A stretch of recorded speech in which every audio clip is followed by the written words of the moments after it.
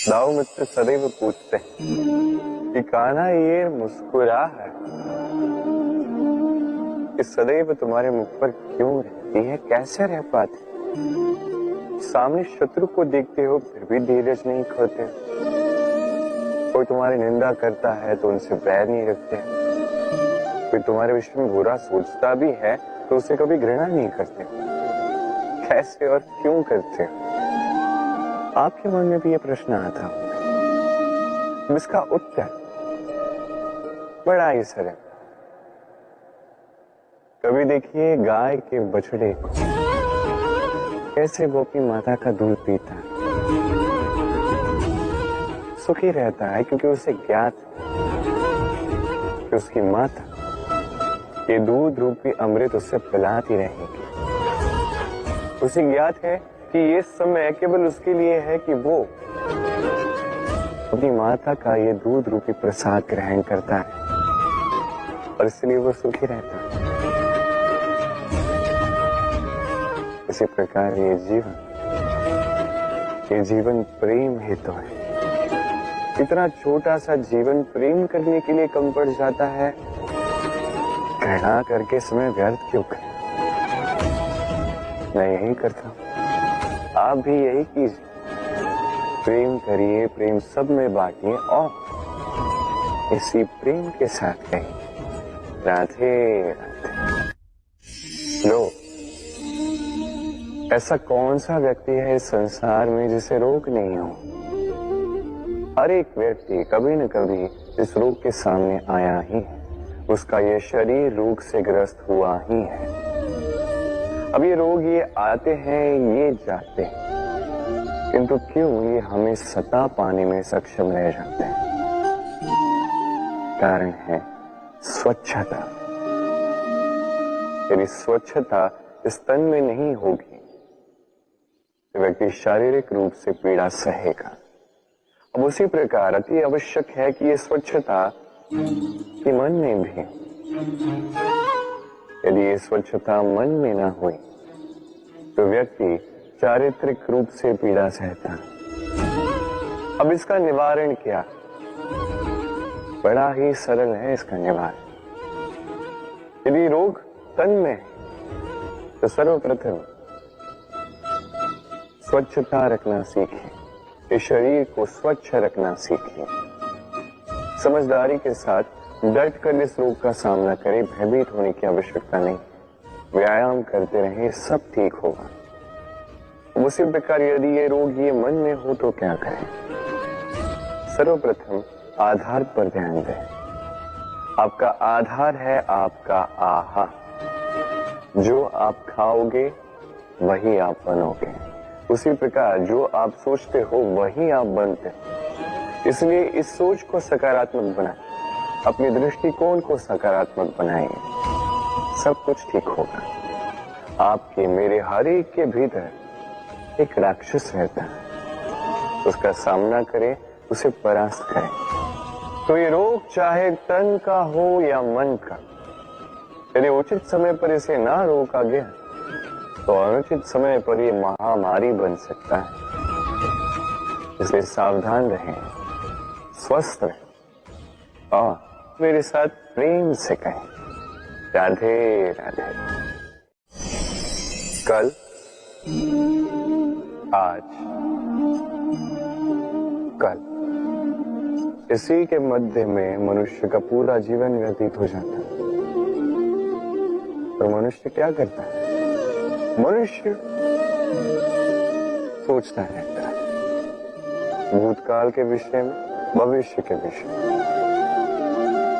कल वो सोच रहा था आज के विषय में, आज वो क्षण व्यतीत कर रहा है और क्या कर रहा है? चिंता कर रहा है भविष्य के विषय। ऐसे में हुआ क्या? कल हमने व्यर्थ कर दिया आज की चिंता में, आज हम व्यर्थ कर रहे हैं भविष्य की चिंता में, और कल जब आएगा तो उसे भी हम इसी प्रकार व्यर्थ कर देंगे। कब तक व्यर्थ करेंगे? देखिए, आज को चिंतन में व्यर्थ ना करें। आज कर्म करें। यदि आज आप कर्म करते हैं तो आपका भूतकाल जितना भी बिगड़ा हुआ क्यों ना हो संवर जाए, पर आपका भविष्य, ये आगे की राह चाहे जितने भी कठिन क्यों ना प्रतीत हो, आपके मार्ग प्रशस्त हो ही जाए। तो कर्म कीजिए, श्रेष्ठ कर्म कीजिए और मेरे साथ प्रेम से कहें राधे राधे। पलाए अर्थात भाग जाए, किसी भी परिस्थिति या समस्या से मुख मोड़कर भाग जाए। कई बार हम जीवन में ये करते हैं, कई बार उचित भी, क्योंकि सबसे श्रेष्ठ युद्ध वही होता है जो कभी लड़ा ही ना जाए। किंतु यदि आपका पलायन करना यहाँ पाप का पालन पोषण करता है, तो पलायन अनुचित है। यहाँ पे युद्ध करना आवश्यक हो जाता है। शांति सभी चाहते हैं, शांति सर्वश्रेष्ठ है, और कभी कभी इसी शांति को बनाए रखने के लिए वहां युद्ध भी करना पड़ता है। यदि आप पलायन करते हैं अपने स्वार्थ से तो उचित है, तो श्रेष्ठ, किंतु यदि आप पलायन करते हैं धर्म स्थापना से, ये उचित नहीं। इस संसार के भाग्य के हित के लिए कई बार बिन बुलाए स्वयंवर में भी जाना पड़ता है, क्योंकि धर्म स्थापना का ये कार्य ये पलायन से नहीं, कर्म के पालन से होता है। तो पलायन कीजिए स्वार्थ से, कुकर्मों से, कुविचारों से, अहंकार से, और पालन कीजिए धर्म, पालन कीजिए कर्म का। वंदे धर्म, वंदे कर्म। राधे राधे। आपने वो कहावत सुनी होगी, जब ईश्वर एक द्वार बंद करते हैं, कई सारे मार्ग खोल भी देते हैं। अब ये मार्ग, ये सारे द्वार जो होते हैं हमें दिखते नहीं है। कई बार हम समझ नहीं पाते, खो जाते हैं। कभी कभी लगता है कि ये कहावत ही झूठी, पर ऐसा होता तो है नहीं। क्यों खो जाते? क्योंकि हम समय व्यर्थ करते उसी द्वार को देखने में, सोच के कि अब ये खुलेगा, अब ये खुलेगा। प्रतीक्षा करते करते बहुत समय व्यर्थ कर जाते हैं। इतना समय व्यर्थ हो जाता है कि हम देख ही नहीं पाते, ढूंढ ही नहीं पाते वो सारे मार्ग, वो द्वार जो हमारे लिए खुले हैं। ढूंढ ही नहीं पाते तो उसका उपयोग कैसे करेंगे? स्मरण रखिए, ईश्वर सदैव हमारे साथ हमारी सहायता कर रहे हैं। ये मार्ग सदैव है, सर्वत्र है। आवश्यकता है तो दृष्टि, दृष्टिकोण और सोच की। इस दृष्टि को फैला कर देखिए, इस दृष्टिकोण को सकारात्मक बना कर देखिए, और ये सोच, इसकी सीमा तनिक ऊंची कर दीजिए। फिर देखिए, सब मिल जाए। क्या है? ये ईश्वर, ये परमात्मा, ये हमारे साथ है, हमारे मन में। जो ये मन चाहेगा वो ये मन अवश्य पाएगा। यदि मन चाहता है कि उसे मार्ग मिले तो मार्ग मिल ही जाता है। तो आइए और मेरे साथ प्रेम से कहिए राधे राधे। युद्ध, हम सदैव हमारे जीवन में हर एक युद्ध जीतना चाहते हैं। ऐसा कोई युद्ध नहीं जो हम हारना चाहते, किंतु युद्ध जीतने के लिए सदैव आक्रमण करना या शत्रु के समक्ष जाके खड़ा हो जाना, यही उचित मार्ग नहीं। ये आपको जिताएगा ऐसा नहीं, जीतता वही है जो पहले शांति से शत्रु को देखता है, समझता है, परखता है, उसकी शक्ति का अनुमान लगाता है, योजना बनाता है और फिर विवेक से उसका सामना करता है। क्योंकि शत्रु कोई भी हो सकता है। शत्रु हो सकता है एक महायोद्धा, हो सकता है एक महारोग भी। यदि योद्धा हुआ तो उसका बल समझिए, उसकी कमियां समझिए। यदि रोग हुआ तो उसके फैलने का कारण समझिए और फिर उस कारण पर प्रहार कीजिए। रोग सिमटेगा और उसे परास्त करना अत्यंत सरल हो जाएगा। स्मरण रखिए, हर एक युद्ध सीमा पर नहीं लड़ा जाता। कुछ युद्ध ऐसे भी जिन्हें घर बैठकर जीता जा सकता है। तो आप भी इस युद्ध में जीतिए और मेरे साथ प्रेम से कहिए, राधे राधे। प्रतिज्ञा, छोटा सा शब्द, किंतु इसमें शक्ति अत्यंत अधिक होती है। जो व्यक्ति प्रतिज्ञा का पालन करता है, उस पर टिका रहता है, संसार उसका आदर करता है। और जो व्यक्ति ये नहीं कर पाता, वो अपयश का भागी बन जाता है। अब ये हम सभी जानते हैं। परंतु क्या इस प्रतिज्ञा का पालन हर परिस्थिति में, चाहे जो कुछ भी हो जाए, करना उचित है? अर्थात संसार इधर का उधर हो जाए, मैं अपनी प्रतिज्ञा पर अटल रहूंगा, क्या ये उचित है? अब ये हम जानेंगे एक उदाहरण द्वारा। सोच लीजिए, आज आपने प्रतिज्ञा ली कि आप वन के एक सिंह की रक्षा करेंगे। ये तो बहुत अच्छी बात है। आप किसी के प्राणों की रक्षा कर रहे हैं। आप आखेट से उसे बचाएंगे, अनेक विपदाओं से उसे बचाएंगे, ताकि इस प्रकृति में संतुलन बना रहे। किंतु यदि यही निर्दोषों पर आक्रमण करने लगता है, तो क्या अब भी इसके प्राणों की रक्षा करना उचित है? क्या अब भी अपनी प्रतिज्ञा पर अटल रहना उचित है? नहीं, क्योंकि अब ये पाप बन चुका है।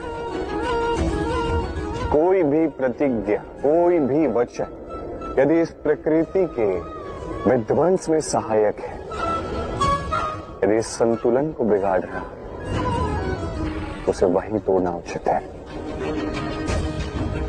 अभी आपको सीखना होगा, समय के साथ आपको ढलना होगा, क्योंकि जो समय के साथ नहीं बदलता, ये प्रकृति उसका व्यक्तित्व बदल देती है। स्मरण रखिए, वही वचन है, वही प्रतिज्ञा है जो इस संसार के हित में है। अन्यथा वो पाप है जिस पाप का दंड ये प्रकृति आपको अवश्य देगी। तो आइए और मेरे साथ कहिए, वंदे धर्मं वंदे कर्मं। राधे राधे। मौन, देखा जाए तो संसार का सबसे शक्तिशाली अस्त्र है ही नहीं। और देखा जाए तो हमारा यही अस्त्र कई बार हम पर ही आक्रमण कर जाता है। कैसे? कई बार हम अपनों को देखकर, उनके अनुचित कर्मों को देखकर, उनके अनुचित बातों को देखकर मौन साध लेते हैं। सोचते हैं कि किसी भी प्रकार से हमें उन्हें आहत नहीं करना, दुखी नहीं करना, क्रुद्ध नहीं करना। सोचते हैं ये समस्या टल जाए, किंतु यही तो आरंभ होता है सबसे बड़ी समस्या का। हम कुछ नहीं बोलते ये सोच के कि ये हमारे अपने हैं, और वो व्यक्ति सोचता है कि कुछ नहीं बोलते हैं इसलिए अपने। यदि आप सत्य में किसी को अपना मानते ही हैं, तो उसे रोकना सीखें, उसके अनुचित कर्मों पर, उसकी अनुचित बातों पर उसे टोकना सीखें उसी समय, उसे समझाइए वो क्या भूल कर रहा है, और उसे समझाइए उचित मार्ग क्या है, उस मार्ग पर उसे ले जाएंगे। ये होता है अपनापन। और ये करने के लिए मौन नहीं, हुंकार लगानी पड़ेगी। कि कई बार अनुचित कर्मों के इस मार्ग पर कुछ लोग इतनी गहन निद्रा में सो जाते हैं कि उन्हें जगाने के लिए मधुर संगीत नहीं, रौद्र हुंकार की आवश्यकता होती है। तो अपनों को जगाइए, श्रेष्ठ कर्मों के मार्ग पर उन्हें ले जाइए और मेरे साथ प्रेम से कहिए राधे राधे। लक्ष्य को पाना कितना कठिन होता है। कोई सोचता होगा कि क्यों है इतना कठिन, क्यों इतना संघर्ष करना पड़ता है लक्ष्य को पाने के लिए, ये लक्ष्य सरलता से मेरे पास क्यों नहीं आ जाता। चलिए आपको एक बात बता देता हूं, यदि आपका लक्ष्य कठिन ना हो तो उसे पाना आपके लिए असंभव हो जाएगा। लक्ष्य को पाने के इस मार्ग में आपको जो कड़ी धूप लगती है, जिससे आप दूर भागने का प्रयास करते हो, वही धूप आपको प्रेरणा देती है कि आप आगे बढ़ो। सोचिए एक यात्री जो अपने लक्ष्य की ओर जा रहा है, उस यात्रा में उसे बीच में कहीं छांव मिल जाए। अब यदि वो वहां पे विश्राम कर ले तो उसके साथ उसका भाग्य भी गहरी निद्रा में वहीं लीन हो जाता है। इसलिए परिश्रम, ये कड़ी धूप, इससे कभी दूर मत भागिए। जीवन में केवल आगे बढ़ते जाइए दृढ़ निष्ठा के साथ। और लक्ष्य चाहे सरल हो, कठिन हो, अत्याधिक कठिन हो, एक बात स्मरण रखिए, जिसने भी जीवन में लक्ष्य पाया है उसे लक्ष्य पाने का पश्चाताप तो कभी नहीं रहा। राधे राधे। कुछ लोग ऐसा सोचते हैं कि परिश्रम करने की आवश्यकता ही क्या है, इस प्रकृति ने हमें सब कुछ दिया है, जन्म दिया है, जीवन दिया है, ये प्रकृति हमारा पालन पोषण भी कर ही लेगी। आप बताइए, कभी आपने देखा है सिंह को सेवा करते हुए? नहीं ना। कभी आपने देखा है पक्षी को चाकरी करते हुए? नहीं ना। फिर भी उनका पेट तो भरता ही है।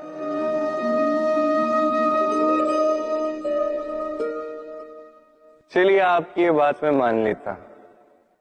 अब आप मेरे एक प्रश्न का उत्तर दीजिए। कभी आपने देखा है कोई जीव स्वयं चल के सिंह के मुख में आके बैठा हो और उसने कहा हो कि मुझे आप खा लीजिए, अपना भोजन बना लीजिए, अपना पेट भर लीजिए? ऐसा तो कभी नहीं हुआ। सिंह को उसका भोजन वन में मिल जाता है, किंतु आखिर उसे ही करना पड़ता है। यदि उसने नहीं किया तो वो तो कहीं भूखा मर जाए। यदि बात की जाए पक्षी की, तो प्रकृति ने उसे दाने अवश्य दिए हैं, किंतु उसे खोजना स्वयं पक्षी को ही पड़ता है। स्वयं को जीवित रखने के लिए घोंसला बनाना पड़ता है, जिसके लिए भी अत्याधिक परिश्रम करने पड़ते हैं। इस परिश्रम से दूर मत भागिए, क्योंकि यही परिश्रम दूर दूर तक आपका भाग्य बनाता है। जीवन में आगे बढ़ने के लिए आपको परिश्रम करना ही पड़ेगा। तो आइए और मेरे साथ प्रेम से कहिए राधे राधे। समस्याएं, अब समस्याएं किसके जीवन में नहीं होती? हर एक के जीवन में समस्याएं होती हैं। और ठीक है, जीवन है तो समय के साथ समस्याएं आती ही, किंतु क्या सारी समस्याएं समय ही लाता है? नहीं, आप सारी समस्याओं का श्रेय समय को नहीं दे सकते। ये अधिकतर समस्याएं तो ऐसी होती हैं जिन्हें हम स्वयं आमंत्रित करते हैं कि समस्याओं आओ, मैं आपकी प्रतीक्षा कर रहा हूं। कैसे? अब ये निर्भर करता है आपकी हाँ और ना। अधिकतर समस्याएं इसलिए आती क्योंकि हम बार बार हाँ कहते जाते हैं, और अधिकतर समस्याएं इसलिए आती हैं क्योंकि हम उचित समय पर ना नहीं कह पाते। इसलिए बिना सोचे समझे किसी भी बात या किसी भी प्रस्ताव का समर्थन करना आपको बहुत बड़े संकट में डाल सकता है। वहीं कभी ना कह पाना ये आपको उससे भी बड़े संकट में डाल सकता है। इसलिए स्मरण रखिए, यह अत्यंत महत्वपूर्ण सीख, सदैव सोच समझकर ही हाँ कीजिए और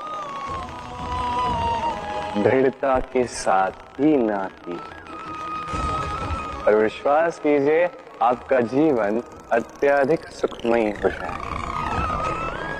तो आइए मेरे साथ प्रेम से कहिए, राधे राधे। कई सारे लोगों के मन में एक प्रश्न उठता है मुझे और राधा को लेकर। कहते हैं न मैं और राधा साथ में रहते हैं, न हमारा विवाह हुआ है, मैं यहाँ द्वारका में, राधा वहां बरसाना में, तब भी इतना प्रेम कैसे? ये संबंध है कैसा? मैं उनसे सरल सी बात कहता हूं, आप कभी अपने दर्पण में देखिए, अपनी दोनों आंखों को देखकर उनसे पूछिए कि ये दोनों आंखें एक साथ क्यों बंद होती हैं, एक साथ क्यों खुलती हैं, एक साथ क्यों सोती हैं, एक साथ क्यों रोती हैं? आजीवन किसी व्यक्ति से संपर्क बनाए रखा जा सकता है बिना उनसे मिले। कुछ ऐसा ही प्रेम है मेरा और राधे का भी, और कुछ ऐसा ही तो होता है प्रेम दो नैनों की भांति, जो कभी मिलेंगे नहीं पर सदा सदा के लिए साथ जुड़े रहते हैं। यही भाव निस्वार्थता है, और यही निस्वार्थ प्रेम आपको आनंद की ओर ले जाएगा। जीवन में सदैव निस्वार्थ प्रेम कीजिए, आनंद ही आनंद मिलेगा। तो आइए और मेरे साथ निस्वार्थ प्रेम से कहिए, राधे राधे। हम अपनी मान मर्यादा के लिए, अपनी प्रतिष्ठा के लिए, अपने सम्मान के लिए हमारी घर की कन्या का विवाह कहीं तय कर देते हैं, चाहे उसमें उसकी प्रसन्नता हो या ना। क्यों? इस प्रतिष्ठा के सामने हम प्रेम क्यों नहीं देख पाते? इस मर्यादा के सामने हृदय क्यों नहीं दिख पाता है? आप भली भांति जानते हैं प्रेम की सबसे पहली और सबसे अंतिम परिभाषा यही है कि जिनसे हम प्रेम करते हैं उन्हें वही दे जिसमें उनका सुख निहित है, जिससे वो प्रसन्न रहे। क्या सोचते हैं? आज कृष्ण रथी के स्थान पर बैठा है, जबकि उसे तो सारथी के स्थान पर बैठना चाहिए। यही सोच रहे हैं। कई बात जो हमें दिखता है आवश्यक नहीं कि वही सत्य, जैसे सूर्य को हम देख पाते हैं क्योंकि वो दिखता है, और सत्य ये भी है कि सूर्य दिखता है क्योंकि हम उसे देखते हैं। अब अपनी आंखें बंद कर लीजिए। अब दिन है या रात ना कोई अंतर पड़ता है। इसी प्रकार धर्म स्थापना के इस कार्य में, धर्म के इस पथ पर मैं सारथी नहीं, मैं रथी हूं।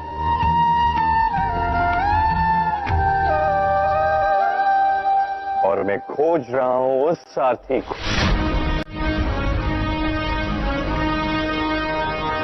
जो धर्म, कर्म और भक्ति से भरा हो। धर्म जो व्यक्ति को उचित मार्ग पर ले जाता है, कर्म जो व्यक्ति को परिश्रम करवाता है, और भक्ति जो उसे उस मार्ग से विचलित नहीं होने देती। आज तक मैं सबका सखा था, सबको उचित मार्ग पर ले जाता था। अब मैं खोज रहा हूं उस व्यक्ति को जो मेरा सखा बनेगा और बनेगा धर्म स्थापना के इस कार्य में मेरा सहयोगी।